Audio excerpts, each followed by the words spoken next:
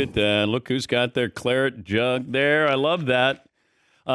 Full intro here. He won the Open Championship. He's Brian Harman, PGA Tour Open Championship winner, and now number 6 in the FedEx Cup standing. Nobody cares about that. We just care about you got hardware there. How many beers have been in the claret jug since you won?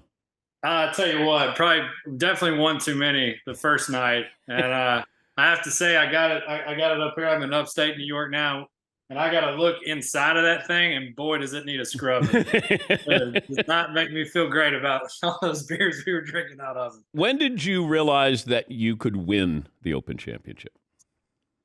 I tried my best not to think about it. But I started getting some really good feelings. Like, obviously back 9, got a big lead, but I just knew that if I could just stick to what I was doing, I didn't feel like there was anybody that could beat me. I was playing really, really good. I'd been putting so good all week. I just felt like I was in control and felt like I was finally able to play against myself and not worry about what anybody else was doing. When did you realize that this could slip away from you, if you did entertain those thoughts? Oh yeah, I was a ball of nerves Saturday and Sunday, and I hit some loose golf shots, especially to start the day, both Saturday and Sunday. And I hit it right in the middle of a gorse bush on a reachable par 5, number 5 Sunday. Here, Rory's making birdies. John Rahm just made a birdie, and obviously, those guys are going to play great. You know that they're going to give you 100%, and they've done it, and I hadn't. So it would have been a nice spot for me to let the wheels come off, but I was proud of the way I hung in there. But what's it like when you know the gallery wants to see somebody else win? They don't care for an underdog over there, I suppose. Having these old Cinderella underdog stories, right?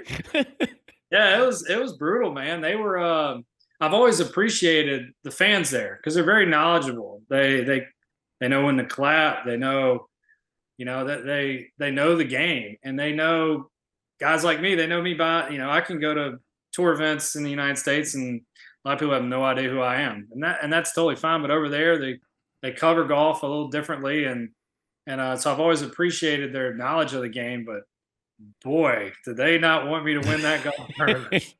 I'm watching the press conference after you won, and you could tell the writers were looking for any kind of angle here, and it felt like they wanted to talk to you about hunting more than they did. I can't stand it over there.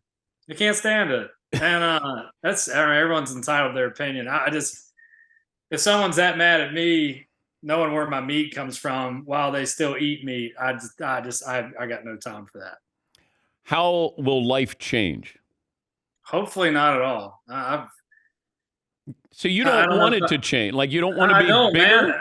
I'm a grown up. I'm 36. I got 3 kids. I was changing diapers so I was up at 6 feeding my son Jack a bottle. I mean, how much can life change? If I was 25 and something like this happens, the temptation to be there. But I love my life. I got things I love to do. I got a family that's incredible. So no, it's not going to change. It just won't. Explain how your style of game worked when it didn't work for anybody else. I was able to drive it. I drove the ball really well. I was able to take on, over there, the bunkers are scary, but if you're willing to take on a few of them here and there, you can get some really good looks into the greens.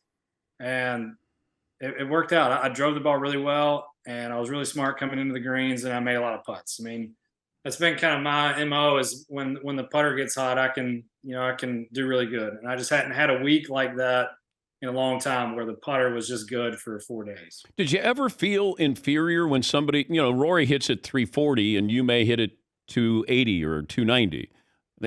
I know you have to play your game, but there's still part of you like, damn, how does he's 50 yards or 60 yards ahead of me. Yeah, I mean, there's definitely some freaks out there now. I mean, guys that are just uber talented, but I've always been really comfortable with just, I will say I played with Rory. This had to be 7 or 8 years ago. We were playing together at Memorial, and obviously what he does off the tee, I mean, he's maybe the most gifted driver of the golf ball that's ever lived. I mean, I've said that, from the first time I played with him, but he hit this feathery little wedge shot when we were playing together, and I was like, damn, I can't let him be better at me than at that. Like I A have wedge the shot. Yeah. skills. I have the skills to do that. And so that kind of helped me be like, all right, well, he's not just beating me right now because he's hitting it further. He's able to hit these little touch shots that I'm not as good at. So I doubled down on that, and my short game's always been good. So I'm comfortable with how far I hit it. I trained to hit it a little bit further, but I'm not going to try and hurt myself doing it. He's Brian Harman. He is the Open Championship winner. The Waggle, your golf swing Waggle, got a lot of publicity there over the weekend. Yeah. When I first got on tour, I was one of the fastest guys on tour. When I was a junior golfer, I was running around everywhere. And I just found myself waiting and just watching other guys play golf. And I got sick of always kind of carrying the burden of being a really fast player. And that's what it feels like when you're a fast player. So I made the conscious choice to slow down. Now I've slowed down too much. I don't like it. Yeah. I want to be able to pull the trigger a little bit quicker. So I've been working on that, but at the same time, it's like I've been playing pretty good. It's like I don't hit the shot till I'm ready. How many shots did I hit when I wasn't ready when I used to play really fast? So the answer is, I know it's not fun to watch. I've watched it on film, and I don't like it. But yeah, I'm conscious of it for sure. But I'm not going to hit a shot until I'm ready. Jack Nicklaus threw the ball forever. So I still have your golf ball that you sent to me when you had 2 holes in one in a round, and then you had a hole in one on the 14th, and you sent it in there. So we still have it in the man cave. Your man cave is looking like it's getting a little cluttered. It's very. Is there anything, Brian? Is there anything from the Open Championship you would like to donate to the man cave? Let's see. Well, what do you want, man? No clubs. You're not getting that putter. I know that. Oh, okay. How about a signed glove, maybe, for the man cave? How's that? Perfect. But I want to make sure. Now, you probably had 15 of them that you used on Sunday. I don't know if you saw it. Under my umbrella, that ornaments underneath it. I was more prepared than my caddy gets so mad at me. He's like, "What you got these damn gloves for?" I'm like, Today is when I have all these gloves. Yeah, that Mike Tirico said it looked like a pro shop underneath your umbrella with all of the gear that you had. Who did you hear from that might surprise us after you won? I've heard from after getting heckled so much on Saturday and Sunday, it was just not surprising, but it was just really nice to hear from just everyone back home.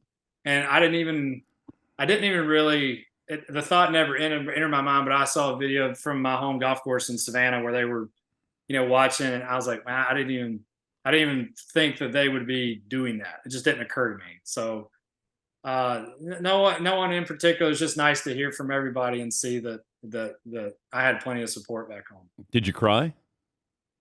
I have Kisner called me, and I got a little choked up when he called me, just because I know what it meant for him to call me. And then when I saw my family in the airport yesterday, got a little choked up. It's been overwhelming for sure, but I'm ready for it. Just left foot, right foot, man. On to the next one. I thought we might lose you in one of those bunkers. It's there. He can lose a lot of people. Hide an army in some of those bunkers. It's scary. Is it fair? I don't know. I don't know if golf needs to be fair.